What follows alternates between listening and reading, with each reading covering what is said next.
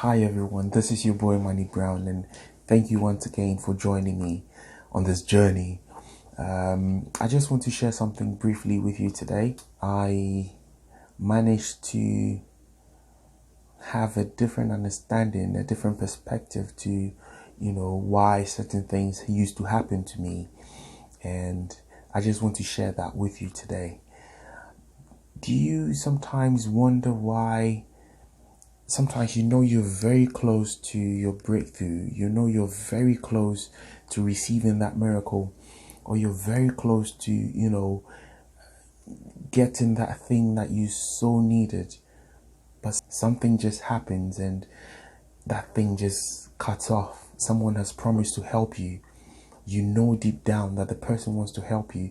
How you've prayed, you've done everything, but some way, somehow, it just gets cut off. You either don't hear from the person anymore, or the person just disappears, or the person just decides not to help you anymore. Or you've prayed for a miracle, you're in a relationship with someone, things are, going somewhere, and something just happens and you guys just, just break up. Do you sometimes ask yourself why? I've been in that situation before. Sometimes I know I'm very close to receiving this miracle, and it just, just gets delayed, or, I just lose out. And sometimes I kept asking myself why. And the Lord drew my attention to something in the Bible. When John the Baptist was about to be born, if you read the Bible in Luke, it says when Zechariah, because he was old, and when the angel Gabriel told him that he was going to have a baby, he doubted. I mean, he's not the first person to doubt. Thomas was a doubter, but then his mouth was shut. Now, if you read it in that context, it clearly states that his mouth was shut because he doubted. But I got to understand it differently, that his mouth wasn't shut just because he doubted, because there were people following Jesus who doubted him. But that wasn't the main reason. The main reason why his mouth was shut was because if he had continued talking, he would have put so many doubts in people's mind. He would have begun to put negative things in people's minds. He's old. So obviously, if he's been able to tell the angel that, hold on a second, as old as I am, can this really happen? So if he continues to say that to people, they will start doubting God. That as old as he is, that miracles can still happen. So his mouth is shut. Now, when John the Baptist was born, he kept on proclaiming the coming of Jesus and everything. And then when Jesus came, he baptized Jesus, and Jesus continued to do what he was purposed to do. So imagine if his mouth wasn't shut. What would have happened? He would have blocked the purpose of Jesus Christ. Because John the Baptist wouldn't have been born. Because, if you're doubting and anything's to happen, because sometimes our problems is not just because we don't, it doesn't happen to us, but sometimes because we start speaking negative into our lives, and that cancels it. So that would have slowed the purpose of John the Baptist of being born, and that would have slowed the purpose of Jesus coming down on this earth to die for you and I. So his mouth was shut because The devil can only work on what you say. He can never work on what is in your head. That is why sometimes when a miracle is about to happen, if you're in a relationship with someone, if you meet someone and it's going somewhere, know who you talk to. Know the kind of friends you hang around with. Know the amount of people who you surround yourself with. Because trust me, it's not everyone that is with you that is for you. There are people who have been sent to you to stop everything that's supposed to happen to you. So, something is about to happen. You know, someone promises to help you. You know, this is meant to happen. Then you start talking. You speak to this one, you speak to that one, you speak to this one, you tell this one, you tell that one. You don't know who is for you and who is against you. And the one who is against you is actually the one closest to you. But you don't know. But you keep talking. You keep talking. And the devil knows the greatness in everyone. He knows the greatness. He knows where everyone is supposed to be. He knows. So if you start talking, he sends the people around you to stop it. So you be there, you be thinking, why has this relationship broken up? Why is this person decided not to help me anymore? Why? I know this person is my helper. But all of a sudden, nothing. Sometimes we talk too much. We talk too much.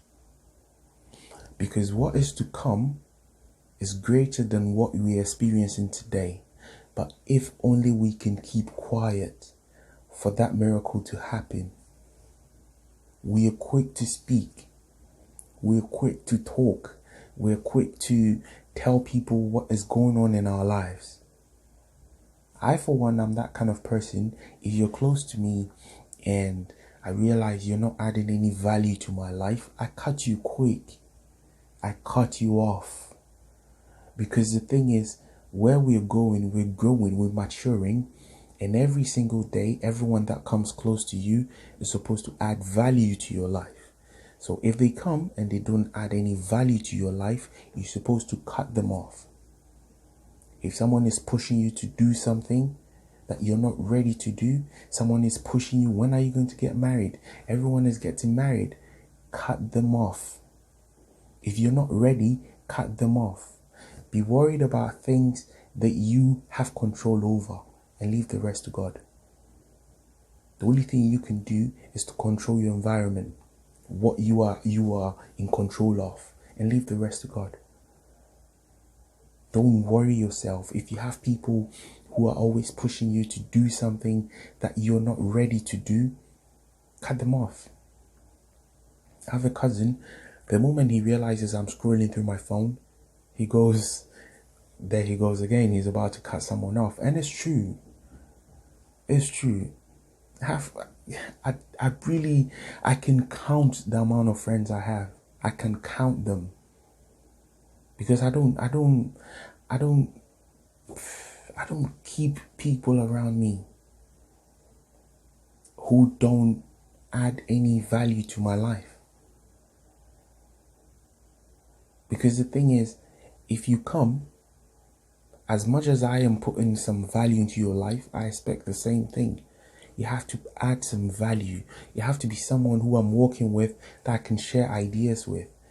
We can plan, we can talk about life, we can share the word, we can do stuff that builds us together. I don't like negativity, so everyone around me knows that you have to always stay positive, because that is what I feed on. Because negativity will draw you back, and the more you speak, because don't forget, the tongue carries the power of life and death. So everything you say will happen. Because think about it. We are created in the image and in the likeness of God. If God created this world with nothing but his words, then it means if I am created in his image and in his likeness, then it means everything I say has to happen. So what you feed into your soul and your spirit becomes you, because you are him. So if you speak positive things into your life, positive things will happen to you. If you speak negative things into your life, negative things will happen to you. So it's like a computer. What you put in is what gives you back. So the same way, what you feed your soul, what you feed your spirit is what you become. So the kind of music you listen to, what goes into your ears, it becomes you because you're feeding it. So it becomes you. So if you have people around you who are speaking negative things, that is what you become. So if they're not adding any value to yourself, cut them off. And rather, build yourself with people who speak positive things into your life. Because that's what will build you up. So remember, silence is golden. If you keep talking, that is what the devil will feed on. Because remember, he can't work on what is in your head. He can only work on what comes out of your mouth. So for God's purpose to be fulfilled, Zechariah's mouth had to be shut. Because if he keeps talking, the devil will work on that. And he will do everything possible to slow things down. And if that had happened, we wouldn't have been here today. Because if you're so close to the breakthrough, all that is left for you to do is to be silent. After it has happened, you can talk. Then you let the world know what the Lord has done. Because if he's going to set a table before you in the presence of your enemies has to be around. Now, if you let them know the table he's setting, how will they allow the table to be set for it to be in their presence? So they will stop it. Be silent. Just be silent for the breakthrough to happen, for you to receive your breakthrough. After you've received it, then you let the world know. So that's what I want to share with you today. Like it, share it, subscribe, and we'll meet once again. This is your boy Manny Brown. And always remember, this is your boy Manny Brown. Like it, share it, subscribe. And hey, always remember, be cool and be bold. God bless you.